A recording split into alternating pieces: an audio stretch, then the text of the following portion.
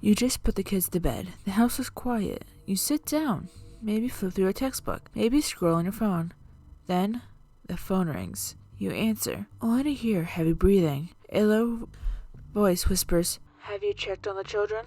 That chilling line has echoed in campfire stories, horror films, and our collective nightmares for decades. But what if I told you there's a very real story behind it? Tonight, we dive into one of America's most unsettling urban legends, the origin of that famous phrase, and the heartbreaking true story that may have inspired it. This is the legend of the babysitter and the man upstairs.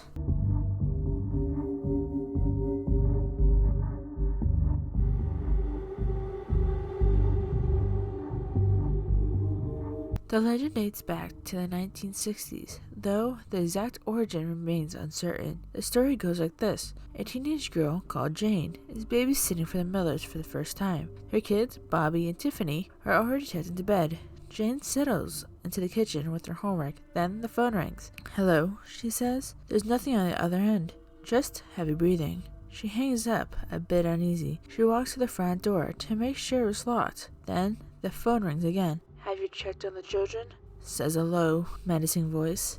This time she asks who's calling, but the caller was gone. Jane tries calling the Millers, but can't reach them. Then, in a moment of fear and desperation, she calls the operator to chase the call to see if it was one of her classmates trying to frighten her. The operator asks her to hold while she traced the calls. Minutes later, the operator returns, telling Jane, "Get out of the house now. I'll send the police. The calls are coming from inside the house." Jane barely escapes. Sometimes the kids survive, sometimes they don't. Sometimes Jane doesn't either. It's a simple story, but it's been passed down in dozens of variations, each more chilling than the last.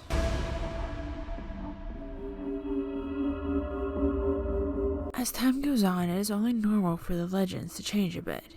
Here are some different variants.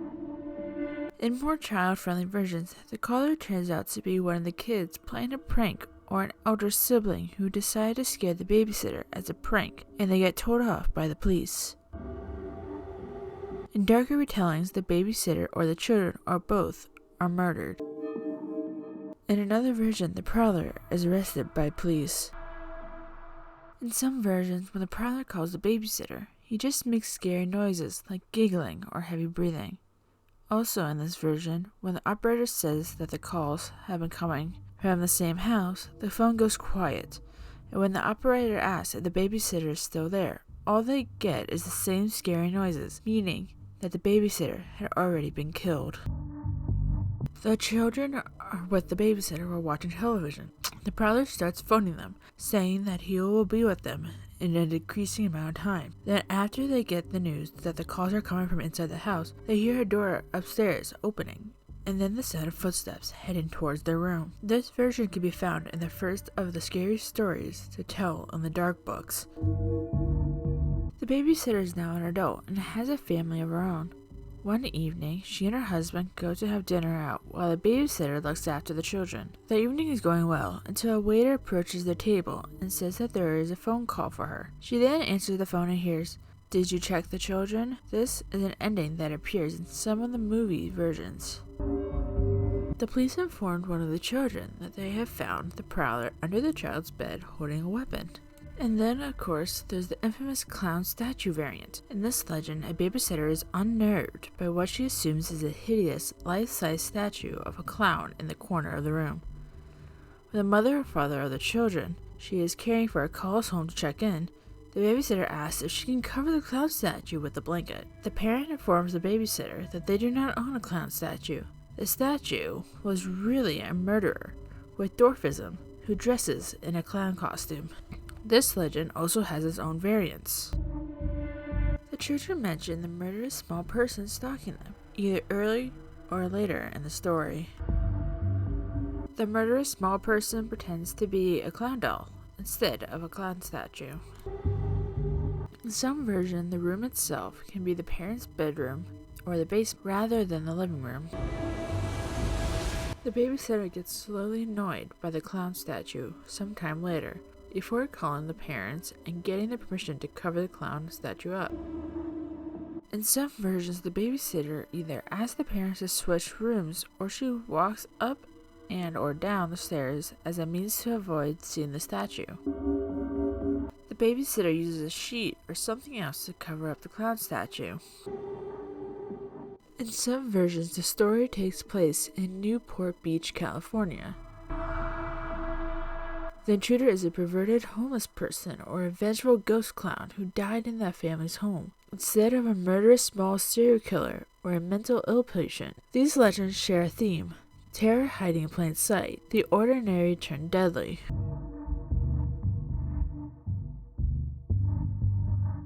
On a cold night in March 1950, just days before her 14th birthday, Janet Christman, a bright, responsible 8th grader, decided to skip a party to babysit for the local family in Columbia, Missouri. It was snowing, freezing, eerie, some would say. The 3-year-old boy that she was babysitting was already asleep when she arrived. Around 10:35 p.m., Columbia police received a desperate phone call. All the police heard was a voice on the other end scream, "Come quick!" But the line went dead before they could trace it. The call came back from the Romax house, where Janet was babysitting. Not too long after Janet's call to the police, Miss Romack tried calling to check in on how the night was. Instead of getting an answer from Janet, she received a business signal, but thought little of it. When the Romacks returned around 1:30 a.m., they found the front porch light on, the front door unlocked. A side window had been unnecessarily broken out with a gardener hoe, and their phone off the hook. Inside, Janet lay dead on the living room floor, raped and strangled with an iron cord, and bearing signs of a violent struggle. It is speculated that she likely let her killer in, their child still asleep in his room unharmed, oblivious. Local authorities questioned several suspects, but one name stood out: 27-year-old Robert Mueller, a friend of the family, and someone who had made unsettling remarks about Janet's appearance. Robert had actually employed Janet as a sitter and was playing cards with the couple on the night of the incident. He left early, claiming he needed to take care of a sick child at home, but he was determined to not have gone home just then. Mr. Romack testified that Mueller had commented on Janet's quote-unquote well-developed form. Mueller's alibi fell apart. The wounds on Janet matched a pencil he carried, but somehow, despite all of this, he was never charged. The murder remains unsolved to this day. And while no evidence proves the killer made calls from inside the house, the story of Janet Christman gave birth to one of the most iconic urban legends of all time.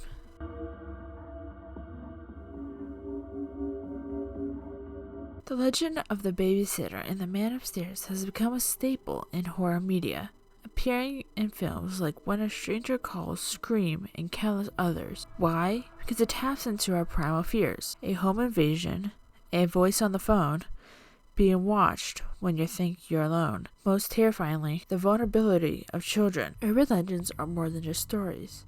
They're cautionary tales, cultural fingerprints. Sometimes they're desperate attempts to make sense of senseless tragedy. The legend of the babysitter and the man upstairs may be fictional, but Janet Christman's story was very, very real. If you found this story compelling, please like, subscribe, and share. Comment below, have you heard of other versions of this legend, or do you have a hometown story that still haunts your neighborhood? Until next time, check the locks, keep the lights on, and maybe, just maybe, check on the kids.